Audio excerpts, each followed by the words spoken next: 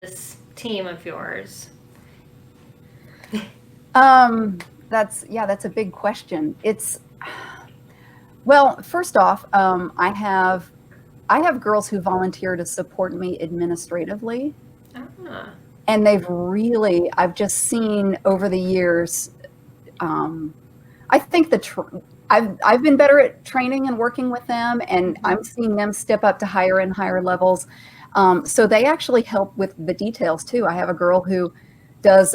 We have a newsletter, Weekly Notes for Mom, that comes out every week, and I mean, she handles that. She handles hmm. like reviewing the feedback that we get from the team. It's on a shared spreadsheet, so they can look at it, and she kind of looks and says, "Okay, I think we need to move up on this and this, but we might need to stay on this." And usually I go with her recommendations, but I'm also talking to the girls after each session, most sessions. And so, I give input into that as well. But they help me quite a bit as well. And I don't know if you've got specifics on how I manage my team. I don't know if that's answering your question, but So you do check-ins, and mhm. then you've got a spreadsheet or some place where you kind of manage all the input and all of that, and then you have a team meeting because I. Yes. Yeah, we actually we started doing team meetings when COVID hit because we moved to a virtual delivery of therapy for a while. Ah, And yes. and so we've come back. We're in house now for the most part, but we've had to go virtual at different times. If somebody was exposed to COVID, it's like, okay, everybody underground. um, but but Yeah, we did. So we did the weekly meetings, and I'm trying to cut back. At the beginning of the semester, when we've got a lot of rookies on the team, we want to meet because the veterans. I have the veterans also train the rookies. I train them as well. Mm-hmm.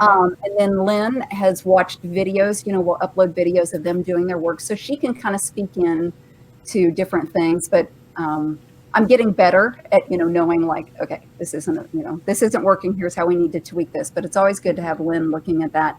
Um, so those are just some ways that we connect with the team, and we'll do occasional team events, which they really love. Awesome. When I first started this, I was really concerned about, they're busy. They're really busy. Right. But the feedback I kept getting at the end of each semester was, I love the team events.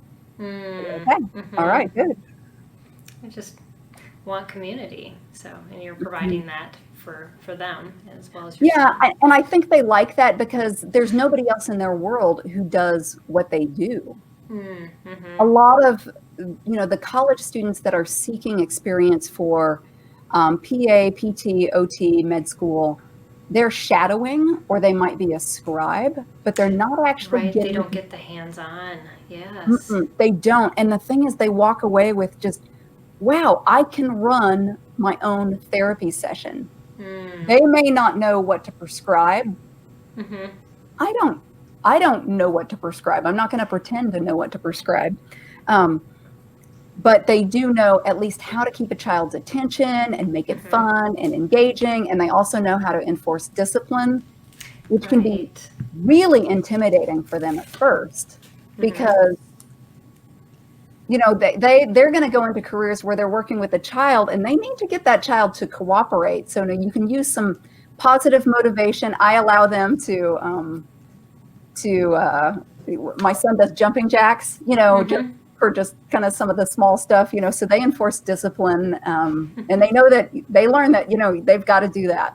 They absolutely have to do that. Right. Yeah, you can't let kids walk over you. And a lot of teenagers do. I know when we had caretakers at my parents' house with my adopted siblings. We'd always kind of laugh when they first started because the kids would just walk all over them, and I'm like, well, they'll learn. Yep. Yep. I make it a point right at the beginning. Like, it's so much easier to kind of dial it back than it is to kind of